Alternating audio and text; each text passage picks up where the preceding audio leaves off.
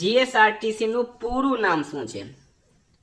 હવે તમે બધા બસમાં બેઠા હશો, તમે જોયું પણ હશે કે જીએસઆરટીસી, પણ એનું પૂરું નામ શું છે? ઘણા વિદ્યાર્થી મિત્રો ખબર હોવા છતાં પણ મિસ્ટેક કરી આવે છે, ભૂલ કરી આવે છે. તો Gujarat state road transport corporation, બરાબર. ખાલી એક વર્ડમાં મિત્રો એ લોકો ફરક કરતા હોય ને, આપણે ત્યાં મિસ્ટેક કરીએ. યાદ રાખજો, જીએસઆરટીસી નું પૂરું નામ શું છે? તો Gujarat state road transport corporation. સ્ટારમાં કરજો, વેરી વેરી ઇમ્પોર્ટન્ટ. જીએસઆરટીસી ની સ્થાપના ક્યારે કરાઈ હતી? પ્રશ્ન છે, જીએસઆરટીસી ની સ્થાપના ક્યારે કરાઈ હતી? તો ક્યારે કરાઈ હતી મિત્રો? સાથે સાથે તમે પણ ટેસ્ટ આપતા જજો અને તમારા બીજા મિત્રો સાથે શેર જરૂર કરી લેજો. તો રાઈટ આન્સર છે મિત્રો 1 મે 1960. હવે 1 મે 1960 ને શું થાય છે? તો 1 મે 1960 ના રોજ આપણો ગુજરાત રાજ્ય બને છે અને ગુજરાત રાજ્યની સ્થાપનાની સાથે જ જીએસઆરટીસી ની સ્થાપના થઈ ગઈ હતી. વિદ્યાર્થી મિત્રો, એક્ઝામ ટુડે એપ્લિકેશનની લિંક નીચે ડિસ્ક્રિપ્શનમાં આપી છે, ડાઉનલોડ કરી લેજો. કંડક્ટર માટે ગુજરાતનો ઇતિહાસ અપડેટ છે, ભૂગોળ અપડેટ છે, કમ્પ્યુટર અપડેટ છે, વ્યાકરણ અપડેટ થઈ રહ્યો છે, બરાબર.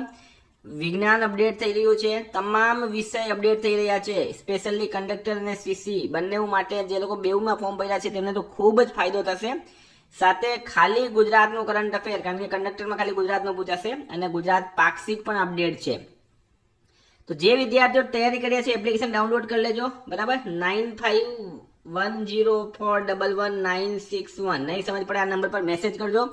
ખાલી એક વખત પેમેન્ટ કરશો મિત્રો, એપ્લિકેશનની અંદર તમામ વિષયો ઓપન થઈ જશે, બરાબર. એક મહિનાની પ્રાઇસ ખાલી 189 રૂપીસ છે અને પૂરા વર્ષને જોઈતી હોય તો ખાલી 499 રૂપિયા. સાથે તમને ગુજરાત કરંટ અફેર્સની પીડીએફ બિલકુલ ફ્રી મળશે. સૌથી સસ્તું છે. અને અત્યારે કંડક્ટરનું જે સ્પેસિફિક છે મિત્રો, રોડ સેફ્ટીથી માંડીને વાહન એક્ટ, બરાબર, સાથે નિગમ, જીએસઆરટીસી, એ બધું પણ અપડેટ થઈ રહ્યું છે. તો 1 મે 1960 રાઈટ આન્સર છે. જીએસઆરટીસી ની સ્થાપના કયા એક્ટ હેઠળ કરવામાં આવી હતી? તો કયા એક્ટ હેઠળ કરવામાં આવી હતી? વેરી વેરી ઇમ્પોર્ટન્ટ પ્રશ્ન છે, ઘણી વખત એક્ઝામમાં પૂછાઈ ગયું. રાઈટ આન્સર છે મિત્રો રોડ ટ્રાન્સપોર્ટ કોર્પોરેશન એક્ટ 1950, બરાબર. Road transport corporation act 1950.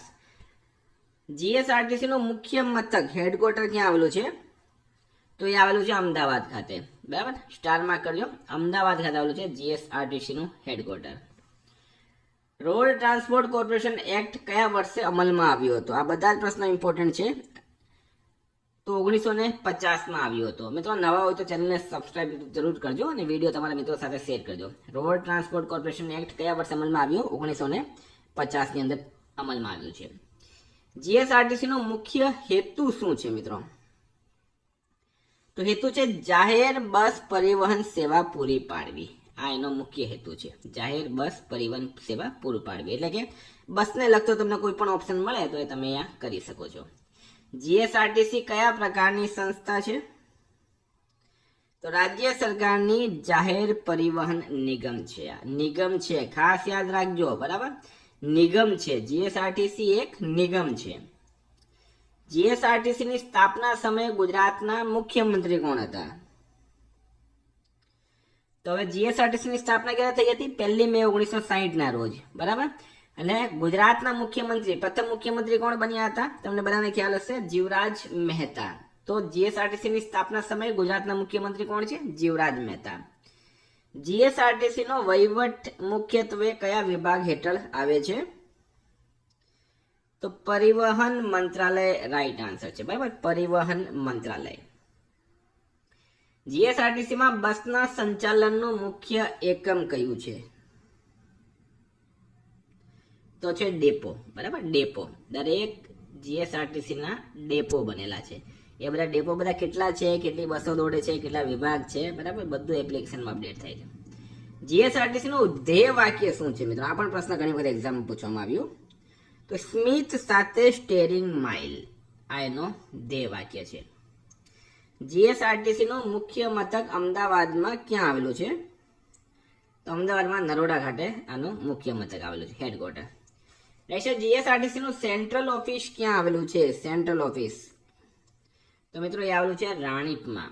GSRTC નું સેન્ટ્રલ ઓફિસ આવેલું છે રાણીપ ખાતે. હાલમાં જીએસઆરટીસી ના એમડી કોણ છે? મેનેજિંગ ડાયરેક્ટર તો રાજેન્દ્ર કુમાર જીએસઆરટીસી ના એમડી છે, આઈએસ અધિકારી છે.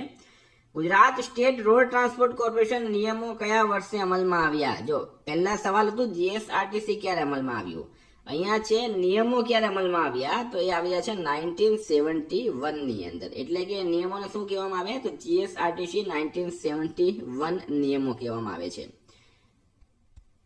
જીએસઆરટીસી નિયમો 1971 કયા અધિનિયમ હેઠળ બનાવવામાં આવ્યા છે, તો રોડ ટ્રાન્સપોર્ટ કોર્પોરેશન એક્ટ 1950 આના હેઠળ. જીએસઆરટીસી નિયમો 1971 કઈ કલમ હેઠળ બનાવવામાં આવ્યા, તો મિત્રો છે કલમ 44. સ્ટારમાં કરજો, વેરી વેરી ઇમ્પોર્ટન્ટ છે. નેક્સ્ટ જીએસઆરટીસી નિયમો કઈ તારીખથી અમલમાં આવ્યા છે, તો 1 જુલાઈ 1971 બરાબર, અહીંથી અમલમાં આવ્યા હતા. જીએસઆરટીસી નું વાર્ષિક બજેટ કોણ તૈયાર કરે છે, તો મિત્રો એ કરે છે નિગમ, બરાબર, નિગમ રાઈટ આન્સર છે. જીએસઆરટીસી નિયમો કયા પ્રકારના નિયમો છે, તો પ્રશાસકીય નિયમો છે, બરાબર, પ્રશાસકીય નિયમો છે. જીએસઆરટીસી નિયમો 1971 માં કુલ કેટલા પ્રકરણ એટલે કે ચેપ્ટર્સ છે, તો મિત્રો 8 ચેપ્ટર છે, 8. કોન્સ્ટિટ્યુશન્સ ઓફ કોર્પોરેશન કયું પ્રકરણ છે, તો એ છે 2 નંબરનું પ્રકરણ, બરાબર, 2 નંબરનું. ફાઇનાન્સિયલ સ્ટ્રક્ચર કયું પ્રકરણ છે એમાં, તો એ છે 4 નંબરનું પ્રકરણ.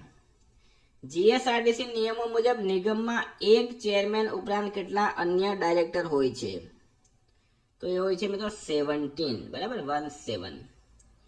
નિગમમાં કેન્દ્ર સરકારના પ્રતિનિધિ તરીકે કેટલા ડાયરેક્ટર હોય છે, તો 3 ડાયરેક્ટર હોય છે આની અંદર. નિગમમાં રાજ્ય સરકારના પ્રતિનિધિ તરીકે કેટલા ડાયરેક્ટર હોય, તો મિત્રો એ હોય છે તો 3 ડાયરેક્ટર રાઈટ આન્સર છે આમાં. નિગમના ચેરમેનની નિમણૂક કોણ કરે મિત્રો, તો રાજ્ય સરકાર દ્વારા નિગમના ચેરમેનની નિમણૂક કરવામાં આવે, રાજ્ય સરકાર રાઈટ આન્સર છે. નિગમમાં ડાયરેક્ટરોની નિમણૂક કેટલા વર્ષ માટે કરવામાં આવે, તો 3 વર્ષ માટે ડાયરેક્ટરની નિમણૂક કરવામાં આવે છે. નિગમની બેઠક કેટલી મુદતે યોજાય છે, તો મિત્રો દર 3 મહિને એક વાર યોજાય, બરાબર, દર 3 મહિને એક વાર યોજાય છે. સ્થાપના સમયે જીએસઆરટીસી ના કેટલા વિભાગ હતા, તો એ હતા 7 વિભાગ. હવે એના પછી જીએસઆરટીસી ને લગતા મિત્રો બધા ટેસ્ટ આપણી એપ્લિકેશનમાં અપડેટ થઈ રહ્યા છે. એપ્લિકેશનની લિંક નીચે ડિસ્ક્રિપ્શન બોક્સમાં આપેલી છે.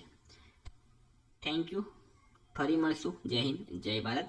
ટેલિગ્રામમાં જરૂર જોડાઈ જજો, ટેલિગ્રામની લિંક પણ નીચે આપેલી છે. Thank you.